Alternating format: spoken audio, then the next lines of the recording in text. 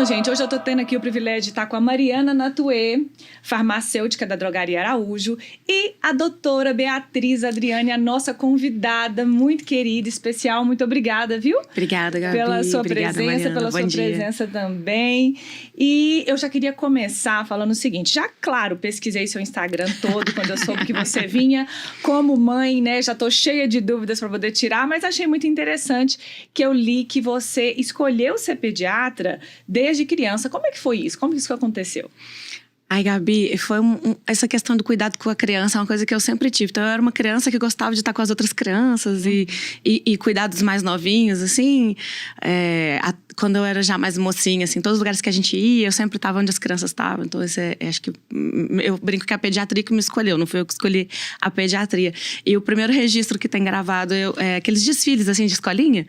E aí, na passarela, eu tinha uns 7 anos, mais ou menos, e... Aí o moço pergunta assim, o que você quer ser quando você crescer? Aí eu falo assim, médica, pediatra. Ai, que lindo. E essa pérola minha mãe soltou quando eu formei, ela tem aquela reunião de família, assim, ela me pôs esse negócio, eu nem lembrava, né? Ela lembrou na hora que você falou isso. Ela falou assim, eu quero mostrar uma coisa. É dom mesmo, né? Assim, acho que outras áreas da medicina a pessoa ainda pode, assim, vou estudar, vou escolher. Mas eu acho que quem faz pediatria sempre tem esse tom já de vocação para isso, né? Impressionante. Assim, a maior parte, sim, dos colegas e eu acho que quem tem pediatria, quem faz pediatria, né, quem opta pela pediatria, tem sempre essa questão, assim, às vezes do amor, do cuidado, né?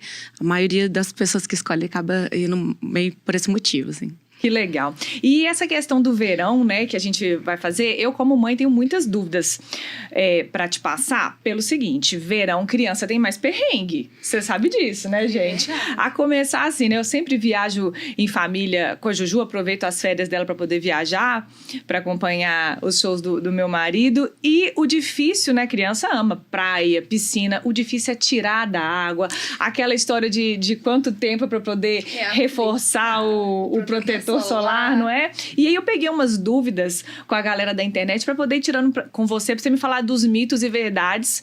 Quero que a Mariana também me ajuda com as dúvidas que acabam chegando lá, né, na Drogaria Araújo, para quem vai escolher os produtos certos. Então eu queria te perguntar a primeira coisa.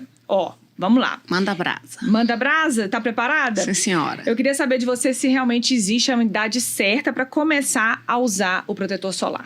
Essa dúvida é extremamente importante de esclarecer, porque atualmente a recomendação é que a gente não use protetor solar antes dos 6 meses de idade. E até alguns anos atrás, já tem bastante tempo que isso mudou, mas ainda está bem enraizada essa cultura do banhozinho de sol no bebê recém-nascido. E isso também mudou, né? Então a gente, há muito tempo já é recomendado a gente não fazer a exposição intencional do bebê ao sol antes dos 6 meses de idade. Então não é para deixar o bebê no sol. Mesmo naquela história do horário certo, mas antes dos 6 meses, não. Nessa idade a gente recomenda não. Você, claro, pode passear com o bebê na pracinha, no carrinho e tudo, mas assim, deixar o bebê intencionalmente no sol não é uma ideia interessante, né? Não é recomendado. E primeiro pela idade, muito novinho, e a gente não tem como fazer essa fotoproteção com o protetor solar, né? Aí a gente vai usar nesses piquititinhos, a gente vai usar meios físicos, de barreira mesmo.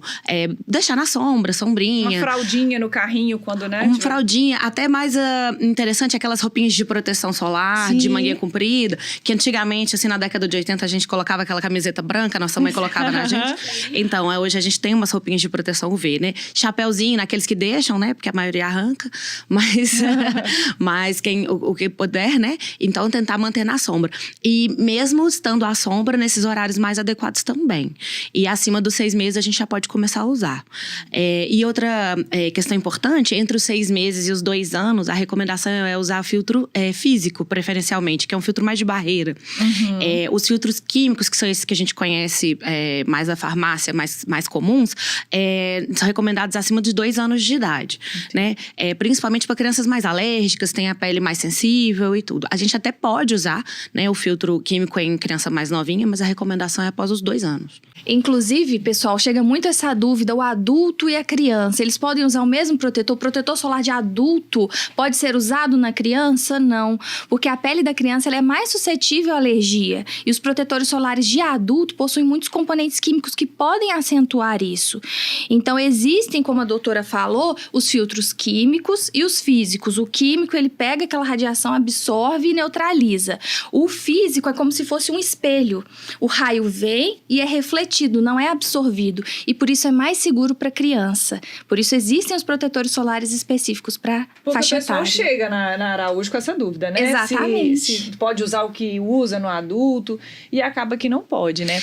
E Gabi, mesmo entre os filtros químicos, tem os de adulto e tem os de criança. Porque aí os de criança são mais hipoalergênicos, né? Também eles têm menos produtos químicos. Porque eu sofri com isso na Juju, que ela nasceu com dermatite atópica, sabe? Então, você sabe, é uma pele bem mais sensível. E aí, eu até tinha uma dúvida, assim, que eu escuto muito o pessoal falar, e eu queria tirar essa dúvida com você. Existe alergia a calor? Que as pessoas tanto falam nas crianças? Como é que é isso? Essa dúvida é muito frequente, sabe, Gabi? A criança, principalmente o bebê pequeno, tem umas 2 fases que tem esses tipos de reação com o suor, mais precisamente. Não é bem do calor. Porque o suor, ele é irritativo para peles, principalmente para peles mais sensíveis. Então, o bebê recém-nascido, que tem a pele muito fininha, sem muita proteção, costuma também, às vezes as pessoas, os pais, principalmente a dica da avó, né, de empacotar muito o neném. E aí chega aquele menino com 50 camadas de roupa, assim. Aí eles têm muito uma coisa que chama miliária, que popularmente é conhecido como brotoeja, que são umas bolinhas na pele, principalmente do rosto, mas pode dar no corpinho todo. E também na criança mais velha, principalmente que tem a pele mais sensível ou pele atópica também, o suor, ele é irritativo para essa pele já sensibilizada. Então ele pode dar algumas lesões que ficam parecendo alergia, né? Mas é mais uma irritação pelo suor. E aí nessas crianças, a gente tomando os cuidados específicos da dermatite atópica, que é a hidratação, uso de sabonetes mais para pele sensível, já protege mais essa pele pro agente irritante, né, não atingir tanto, não fazer tanto estrago nessa pele. E também evitar roupinhas sintéticas, que vai fazer suar mais, né, excesso de roupa, usar roupa mais de algodão, então isso vai fazer, né, talvez transpirar um pouco menos ou absorver melhor esse suor para não dar tanta reação. A gente vê muito também aqui na região da fralda, assim, perto do bumbum, que é onde que tem a parte mais elástica, com mais plástico, quer dizer, da fralda, e menos algodão, e aí transpira mais. Também é uma região que costuma dar essas bolinhas de calor, porque não é do calor, né, do suor. Exatamente. E nessa época que é do nosso tema, né, do verão, tem que ficar mais atento a isso para as crianças não sofrerem, né? Igual você falou do tecido, da roupa que vai ser utilizada, preferir tecidos naturais, né? Eu acho que tudo isso também ajuda. Mas sabe o que eu acho que é o mais difícil para as mães administrarem nas crianças no verão? Aquela coisa assim, entrou na água, saiu, vai reforçar o protetor.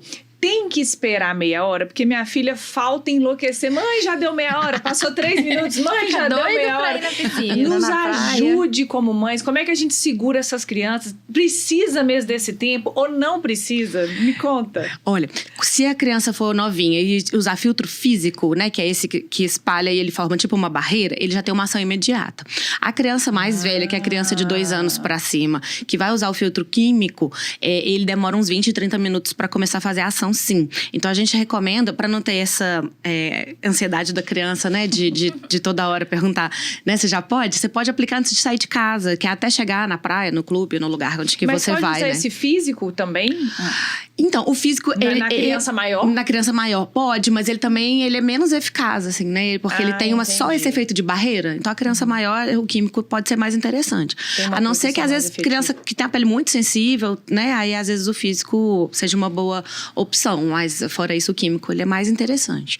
E aí, requer, sim, esse tempo mínimo antes da exposição solar. E também essa reaplicação, né? Então, assim, eles falam, é resistente a exposição da água, né? É resistente à água.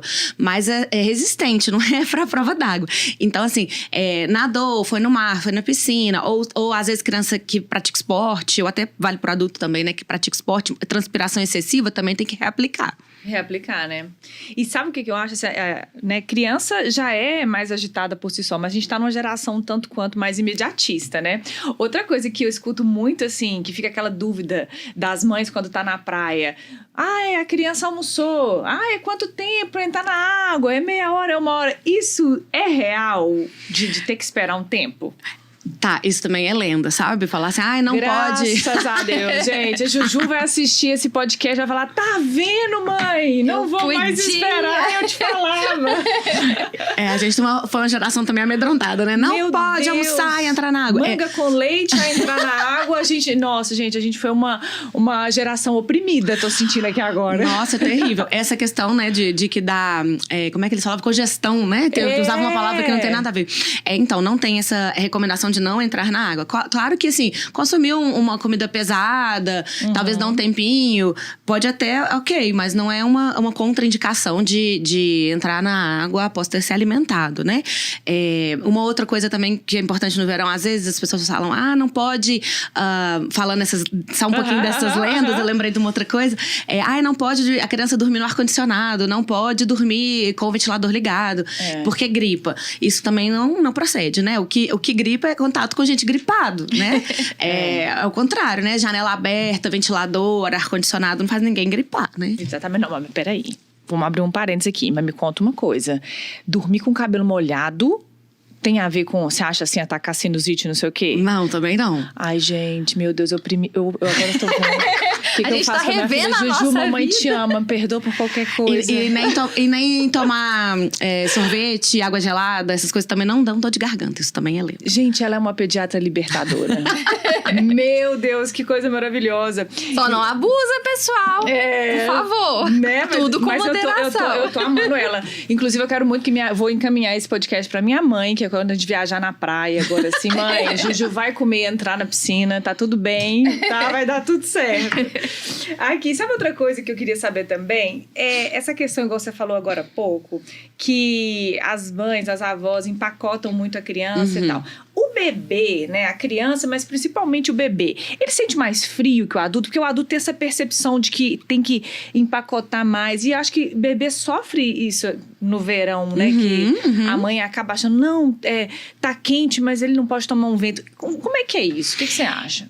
Tem uma confusão aí de conceitos, né, porque o bebê não sente mais frio que a criança mais velha que o do adulto. O bebê resfria mais rápido, porque a pele, ela também serve para manter a temperatura, né, do corpo. A pele do bebê, quanto mais novinho, a pele é mais fininha, né, essa camada, assim, de proteção da pele. Então, o bebê perde calor mais fácil. Então, assim, tirei a roupinha pra trocar uma fralda. Então, eu volto a roupinha um pouco mais rápido. Mas não precisa... E, assim, um pouquinho, a gente brinca, né, uma camada a mais ou um pouquinho a mais do que o que você estiver usando. Então, a gente tá lá no frio, tô com uma manga comprida, vou botar uma manga comprida e talvez mais um casaquinho. Agora, no verão, tô aqui de camiseta, posso botar um body de manguinha curta. Agora eu tô assim, queria estar dentro d'água, né? Sem roupa nenhuma, você pode deixar o neném, às vezes, peladinho, só de fralda. Não tem problema. Então é de acordo com o clima, de acordo com a temperatura. Não precisa e nem é bom que se empacotem, né? Se vista em excesso a criança ou o bebê. O bebê pode transpirar mais, até desidratar mesmo, né? Fazer essas lesões de pele que estão mais associadas ao calor. E pode até atrapalhar o sono do bebê. Porque desconforto térmico faz a criança acordar. Faz ter um sono ruim, né? Agitado, tudo isso. Então, assim, isso também é importante mandar para as avós. As avós vão ser todas acionadas aqui nesse nosso podcast. Deixa eu te perguntar uma coisa. Como muita gente aproveita, né, as férias das crianças para poder viajar, eu queria poder dar um norte para quem está nos assistindo de quais são as doenças pediátricas mais recorrentes nessa época do ano, para que a gente possa, né, discorrer dicas sobre isso. Quais são as que mais chegam no seu consultório justamente nessa época? Então, das doenças mais frequentes que a gente vê nessa época de calor são as gastroenterites virais. Então, essas doenças que dão vômito, que pode dar diarreia também associada. Acontece muito essa época. E assim, na maioria das vezes vai ser por quadro viral, né? Tem uma confusão muito grande também com intoxicação alimentar, mas na maioria das vezes é causado por vírus mesmo. E é transmissível de uma pessoa para outra. Então, assim, às vezes o pai, a mãe tá sentindo já tá com algum sintoma e tal, tem que ter cuidado redobrado, assim, lavagem de mãos, esses cuidados de higiene para não passar pro bebê, porque costuma a criança e o bebê pequeno ter sintomas muito mais importantes, né, exacerbados que do adulto. E aí é importante pensar na hidratação. Né? Ou com líquidos em geral, às vezes soro de reidratação oral. A gente pode fazer uso de probióticos nesse caso. E na maioria das vezes não vai precisar de antibiótico, né? Porque são quadros predominantemente virais. Eu vi no seu